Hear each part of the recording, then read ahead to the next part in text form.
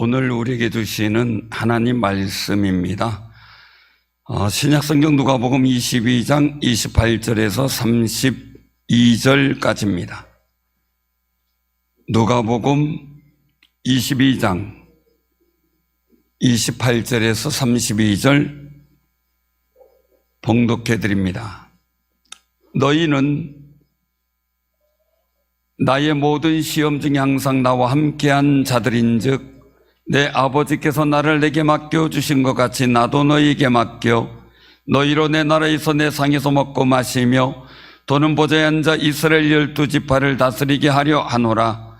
시몬아 시몬아 보라, 사탄이 너희를 밀가부르듯 하려고 요구하였으나 그러나 내가 너희를 위하여 내 믿음이 떨어지지 않기를 기도하였노니 너는 돌이킨 후에 내 영제를 굳게 하라. 아멘. 하나님이 함께 하시는 은혜가 예배드린 여러분들에게 임하길 바랍니다. 명절에 바쁜 일정 또 오가는 모든 분주함 속에서도 감사와 축복을 나누신 우리 성도님들이 더 강건한 역사가 있기를 바랍니다. 오늘 사순절 첫 번째 주일입니다. 오늘 우리에게 주시는 귀한 말씀을 통해 하나님의 거룩한 뜻을 깨닫고자 합니다. 우리를 위하여 십자가를 지시기 위해 예수님의 발걸음을 기억하며 생활하는 절기가 사순절입니다. 이 일에 대해서 부활절이 그날이 맞냐, 예수님 사순절이 정말 예수님 십자가 지고 가는 길이냐, 여러 가지 분분한 얘기 있습니다. 그러나 중요한 겁니다. 교회가 절기를 정하여 예수님을 기억하며 그 십자가의 고난의 날들을 회상하며 그 은혜를 우리가 누리는 기간입니다. 교회가 정한 절기로 우리 교회만이 아니라 전 지구상의 모든 교회가 함께 정하는 절기로 보내는 기간입니다. 오늘 본문은 그 기간 속에서 중요한 한 부분을 말씀하고 계시는데 예수님의 발걸음을 늘 기억하면서 살아가시는 귀한 삶이 되시길 바랍니다. 우리 옆에 분들과 인사 나누세요. 예수님과 함께 걸어갑시다.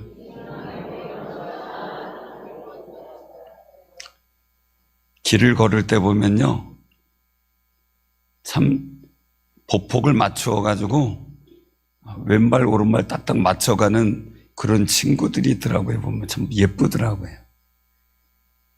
근데 어떤 친구들은 보니까 신발 지직 끌면서 왼발 오른발 맞추는 것도 아니고 제멋대로 가니까 보기가 별로 안 좋아요. 우리 걸음이 예수님의 걸음에 맞춰 가면 아름다운 신앙의 걸음이 될 줄로 믿습니다. 오늘 본문은 십자가로 가는 직전의 상황들입니다. 고난의 길로 가는 직전의 상황. 가장 긴장되고 어두운 밤의 장면들이 전개되고 있는 상황입니다. 예수님은 제자들과 마지막 식사, 유월절 식사를 나누십니다. 그런데 그 식사 자리가 화기애애한 자리가 아니라 배신이 이미 시작된 자리고, 그리고 예수님을 부인하는 제자들이 있는 자리입니다. 이미 예수님은 십자가를 지는 순간이 다가와서 그 속에서 계시는데 제자들은 그런 마음을 전혀 모르는 상태로 있고 그 앞으로의 결과는 배신과 흩어짐과 예수님을 부인하는 겁니다. 그 밤에 예수님께서 제자들에게 하신 말씀을 보면 책망 내지는 실망보다는 마음의 바램을 가지고 격려하는 의미가 더 크게 담겨 있습니다. 너희는 나의 모든 시험 중에 항상 나와 함께한 자들이다 라는 말씀 속에 예수님의 마음의 바람이 보입니다. 함께한이라는 단어는 헬라어로 파라메메 네코테스라는 말입니다. 파라메메 네코테스, 함께한. 그 단어의 뜻을 보면 끝까지 같이 머물러 있는 사람들, 떠나지 않고 함께 남아 있던 사람들이라는 뜻입니다. 과거에도 함께 머물렀고 지금 그 머무른 상태가 계속 이어지고 있는 역사를 말씀합니다. 제자들은 실수도 많고 연약했습니다.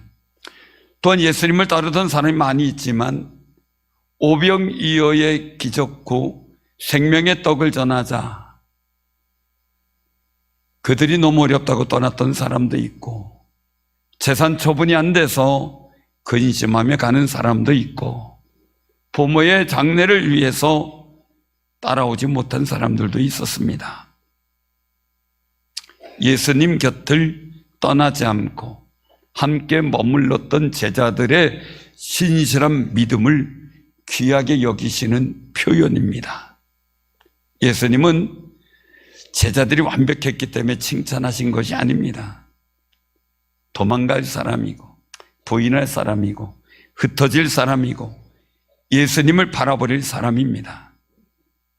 그런데도 예수님은 그래도 너희는 내 곁에 끝까지 같이 함께 머물러 있었지 라는 거라고 기억하면서 확인시켜 주는 겁니다. 사랑하는 성도님들, 신앙의 완벽함이 뭘까요? 예수님께서 오늘 주시는 말씀 속에 보면 함께 머무르는 것이 완벽함입니다. 믿음의 생활은 실수가 없는 인생이 아니라 함께 한 그 자리를 떠나지 않는 겁니다. 사순절을 보내는 우리에게 주님은 묻습니다. 너는 지금 어디에 머물러 있느냐라고 말입니다. 우리 옆에 분들하고 인사 나누세요. 우리 함께 머물러 있는 게 복입니다. 머물러 있는 게 복입니다. 공교롭게요, 이 본문 말씀을 하실 때 상황은 제자들끼리 서로 누가 크냐 다투는 상황이었습니다. 그 일 직후에 예수님이 제자들에게 말씀합니다. 내 아버지께서 나라를 내게 맡기신 것 같이 나도 너에게 맡기겠다라는 겁니다. 다투지 말고 하나님의 나라를 맡을 준비하라는 의미가 되겠죠. 여기서 맡기다라는 것은 단순히 그냥 넘겨주는 것이 아니라 언약적으로 위임하는 것이고 공식적으로 위임하는 겁니다. 그래서 상속되어져 가는 확실한 근거를 말씀하는 것 뜻으로 사용됐습니다. 왕이 계승자에게 왕권을 넘기는 그런 용어로 쓰임받는 거죠. 예수님께서 아버지께 나라를 위임받으신 것처럼 제자들에게 하나님 나라를 맡기신다는 겁니다. 너희들은 내 후계자다라는 겁니다. 그래서 예수님의 마음의 바람은 너희가 나와 함께 다스리기를 원한다라는 뜻이 담겨 있습니다. 그러니 네가 크다 내가 크다 다른 감정에 휘둘리지 말고 하나님의 나라를 세우는 그 자리에 머물러 있어라 라는 말씀을 하고 계시는 겁니다. 우리도 가만히 보면 은근히 갈등을 해요. 내가 저 사람보다 더 낫고 싶고 내가 더 크고 싶고 크다고 주장하고 싶고 하는 욕망에 휘둘리는 때가 많이 있습니다. 또 일을 봉사하다가 고역예배 드리다가 사역하는 자리에서 괜히 다투는 감정이 생길 때도 있습니다. 그러나 우리는 예수님이 맡기신 하나님 나라의 사역자임을 잊지 말아야 됩니다. 서로 사랑하고 서로 격려해주고 위로해주고 힘을 주는 거룩한 존재라는 사실입니다.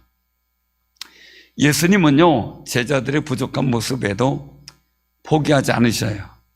하나님 나라의 동역자로 보신 거죠.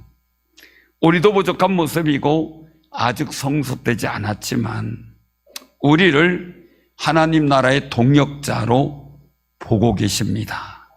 이게 큰 은혜죠. 보통의 사람들은요, 부족한 사람, 그 사람에겐 일을 맡기길 꺼려하고 무시합니다. 내가 좋아하는 사람, 키워주고 싶은 사람, 이 사람에게 일을 맡기려고 합니다. 그런데 예수님은 우리가 부족해 보여도 충성할 줄로 믿고 맡기십니다. 우리를 사랑하시기 때문입니다. 그러므로 우리가 예배하는 자리, 봉사하는 자리, 우리가 사역하는 자리, 모든 자리에서 우리 주님이 기뻐하시는 충성된 모습을 보이는 귀한 삶이 되시길 바랍니다. 왜 부족해도 이렇게 찾고 격려하고 우리에게 거룩한 직분을 맡기실까? 우리를 사랑하시기 때문입니다. 요한복음 13장 1절에 보면 오늘 본문과 같은 분위기에서 말씀합니다. 유월절 전에 예수께서 자기가 세상을 떠나 아버지께로 돌아가실 때가 이른 줄 아시고 세상에 있는 자기 사람들을 사랑하시되 끝까지 사랑하시니라 기록되어 있습니다.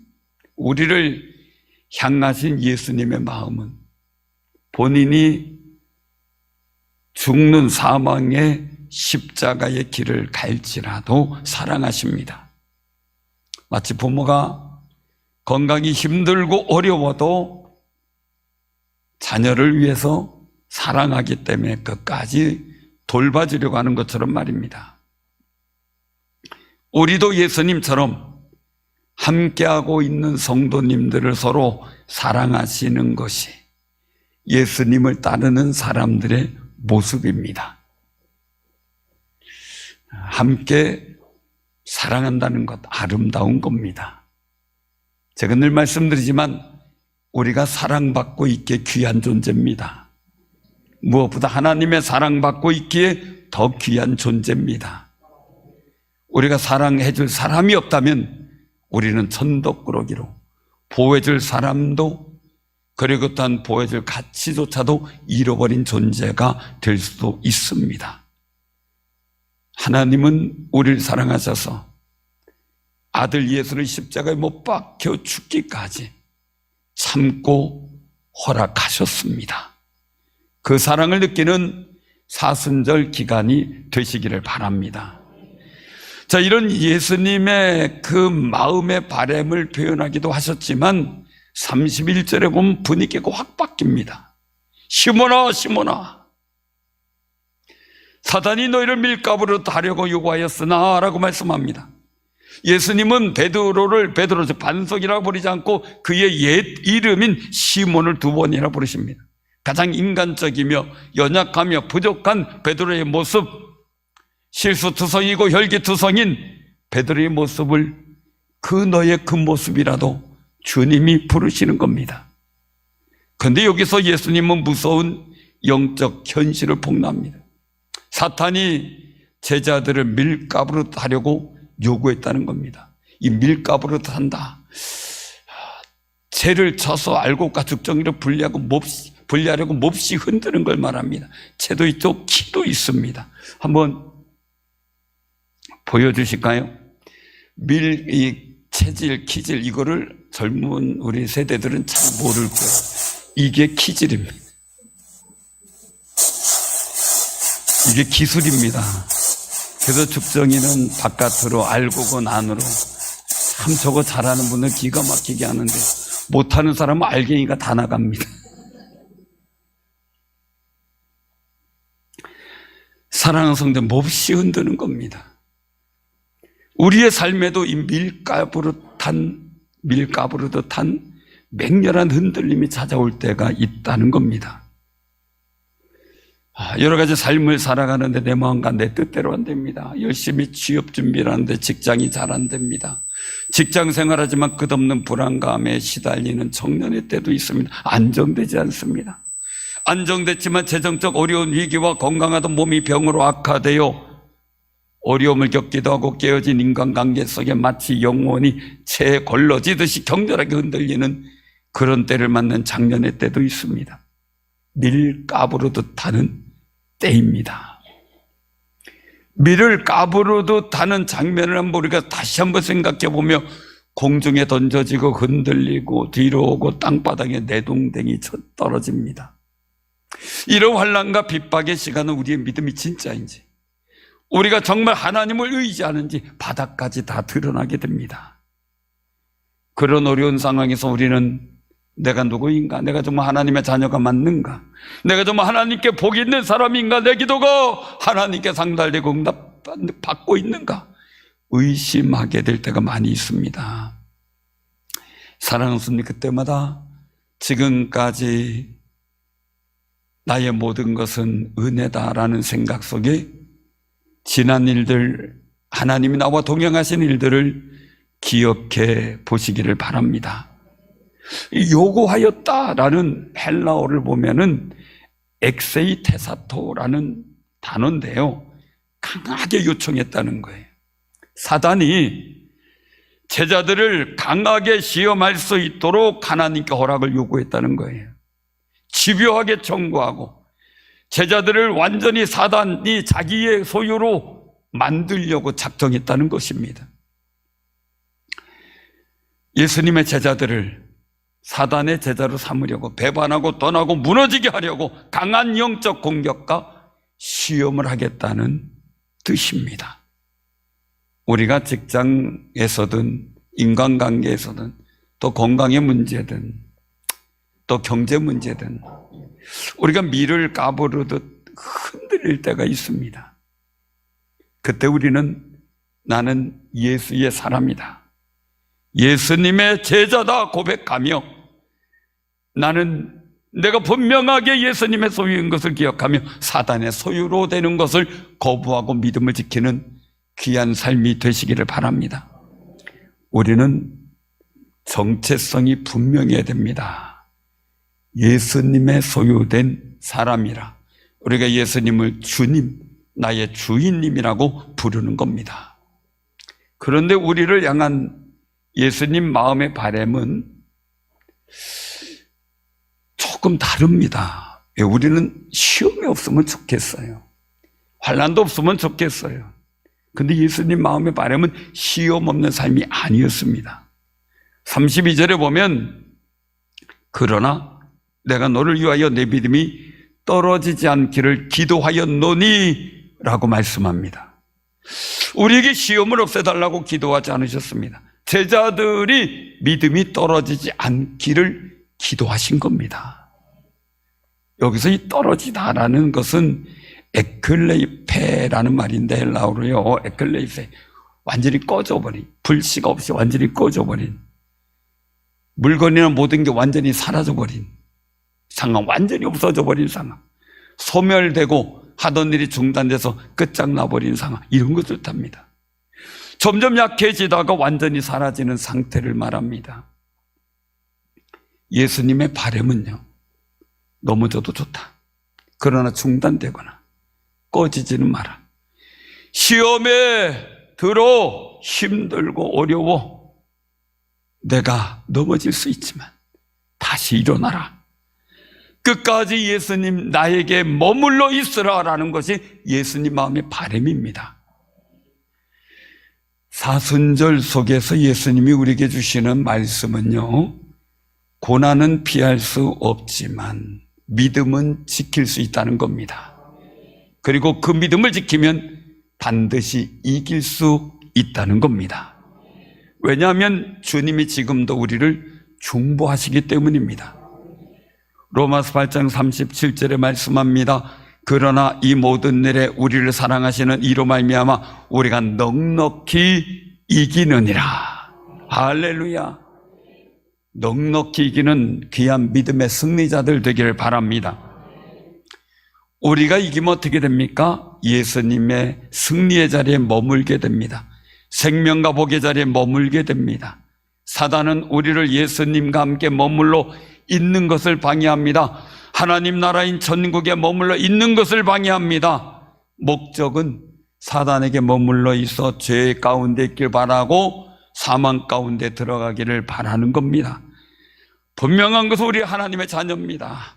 예수님의 제자들이라는 분명한 정체성을 가지고 예수님께 머물러 있는 모습을 하나님께 보여드리시길 바랍니다.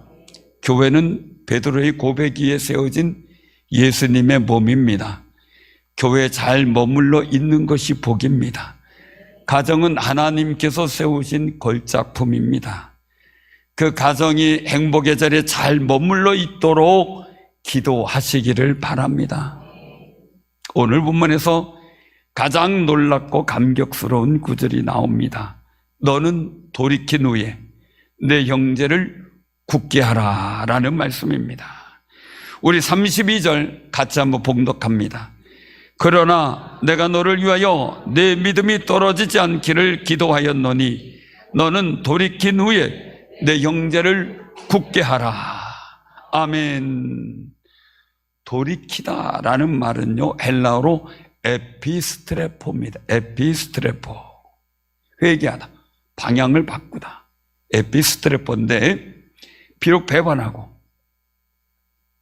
또 예수님을 부인하고 흩어져 예수님 고난 현장에서 떠났지만 회개하고 돌아와서 예수님 안에 머물러 있어라 라는 말씀입니다. 여기서 예수님의 가장 큰 마음의 바람이 있습니다. 주님은 기도하시며 사단의 역사를 아예 없애달라고 하지 않으셨습니다. 고난과 환난 자체를 면제해달라고 하지 않으셨습니다. 대신 그 극심한 흔들림 속에서도 베드로의 믿음이 완전히 파괴되거나 사라지지 않고 그 믿음을 지켜내기를 위하여 기도하셨습니다. 예수님은 베드로가 멋지게 한 고백도 기억합니다. 그런데 곧 있어 믿음이 실패하고 예수님을 3번이나 모른다고 저주하며 부인할 것도 아셨습니다. 그러나 너무 속상하고 기분 나쁜 상황이지만 그 실패가 끝이 아님을, 그리고 다시 돌이켜 돌아오기를 바라셨습니다. 배반했지만 돌이킨 베드로, 즉 에피스트레포한 베드로는 예수님과 화목하게 되어 예수님께 머물러 있게 된 수제자가 되었습니다. 베드로가 회복된 후 환난 후 무너진 다른 형제들의 믿음을 회복시켜 돌이키게 했고 예수님 안에 같이 머물러 땅끝까지 복음을 전하는 거룩한 사역의 모임이 되었습니다. 그것이 예수님의 마음의 바람이었습니다. 예수님의 이 바람은 베드로 한 사람에게만 해당되는 것이 아닙니다. 돌이킨 자, 그 돌이킨 자에게 모두 해당되는 말씀입니다. 우리들도 포함됩니다. 이것이 예수님의 마음의 바람인 줄로 믿고 늘 돌이키며 예수님 안에 머무는 귀한 승리자들 되시기를 바랍니다. 예수님 마음의 바람은 하나님과 우리가 화목하게 되는 것이었습니다. 로마서 5장 9절에서 10절에 보면 이제 우리가 그의 피로 말미암아 의롭다 하심을 받았으니 더욱 그로 말미암아 진노하심에서 구원을 받은 것이니 곧 우리가 원수 되었을 때 그의 아들의 죽으심으로 말미암아 하나님과 화목하게 되었은즉 화목하게 된 자로서 더욱 그의 살아나심으로 말미암아 구원을 받을 것이니라 라고 말씀합니다. 이 말씀에서 화목하게라는 말은 헬라어로 카탈라소입니다. 카탈라소. 이 관계가 회복되다. 죄로 인해 하나님과 원수되었던 우리가 예수 십자가의 보혈로 말미암아 그 그리스도의 희생으로 말미암아 하나님의 자녀가 되는 회복의 역사가 나타났습니다. 그래서 우리가 하나님의 나라에 머물게 된 겁니다. 하나님의 나라의 모형인 교회의 교인이 된 것을 축복합니다. 우리가 교회 안에 있다는 것은 그 은총 가운데 머물러 있게 되는 겁니다. 우리가 하나님과 완벽하게 화목하게 되었다는 사실은 우리에게 감격스러운 기쁨을 제공합니다. 그래서 성경 로마서 5장 11절에 보니까 이제 우리로 화목하게 하신 우리 주 예수 그리스도로 말미암아 하나님 안에서 또한 즐거워하느니라 이렇게 선포합니다. 여기서 이 즐거워하느니라라는 말은요, 카우마이라는 말인데, 카우마이, 자랑하다, 크게 기뻐하다. 그래서 예수님의 구원을 받아들이고 예수님의 은혜 가운데 머물고 하나님의 은총 가운데 머문 사람들은 이 카우마이의 미소가 얼굴에 번져갑니다. 단순한 그냥 웃음이 아닙니다. 너무 자랑스럽고 벅찬 감격 속에서 터져 나오는 기쁨입니다. 온 세상에 외치고 싶은 환희의 즐거움입니다. 화목하게 하신 그 은혜가 세상에서 어느 것보다 위대하고 자랑스럽고 감격적인 기쁨으로 느껴지는 귀한 역사가 있도록 성령 충만하시길 바랍니다. 가끔 그런 생각이 듭니다. 결혼식 한다. 결혼식 청혼받고 그러면 너무나 기쁘죠, 그죠? 세상에 모든 걸 다 갖고 뜰 듯이 기쁘고 그냥 이렇게 행복할 수가 없다라고 생각했습니다. 결혼식 하고 나서 그 다음에 어떻게 됩니까? 계속 뜰 듯이 기쁩니까?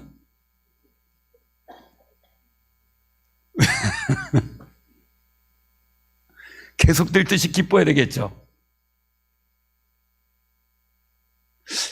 별로 얼굴들이 별로 밝지가 않습니다. 사랑하는 성도님들, 정말 우리가 기억할 것은요, 그 자랑스러운 기쁨이 계속 유지가 돼야 됩니다.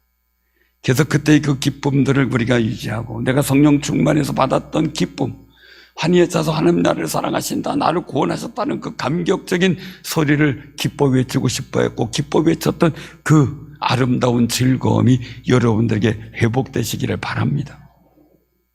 우리의 기쁨의 근원은 환경이 나아지거나 내 통장에 잔고가 많이 생겨서 또 사람들에게 인정받아서 생기는 것도 있을 수 있지만 그것보다 더 귀한 겁니다.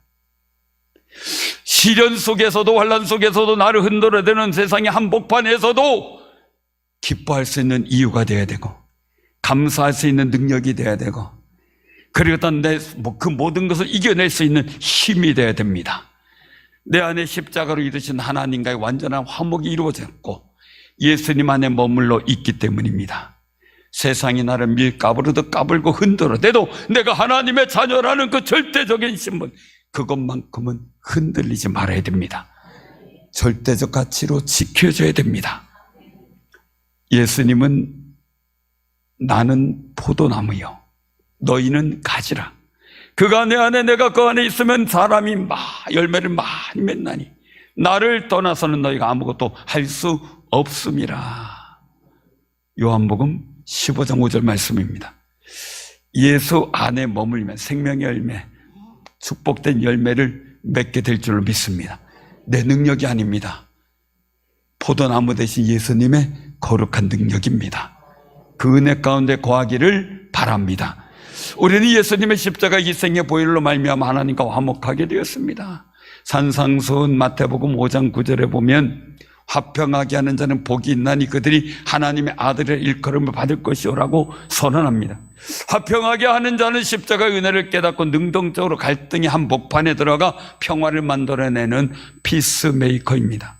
화평하게 하는 사람은 하나님의 아들 예수 그리스도의 지위와 영광을 얻게 된다는 말씀을 하고 계시는 겁니다. 우리는 영적 가족, 육적 가족 간에 화목하게 하는 사명이 있는 사람들입니다.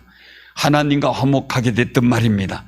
하나님과 화목하게 하는 것이 예수님 마음의 바람이듯이 우리가 하나님의 한 영적 가족들이 화목하게 하는 것도 하나님의 거룩한 바람입니다. 하나님께 머물게 하는 화목은 카탈라소라는 이 화목은 그냥 되는 게 아니라 희생을 통해서 돼야 됨을 예수님 십자가를 통해 보여주셨습니다. 그런데 그 희생의 십자가는 영광이었습니다.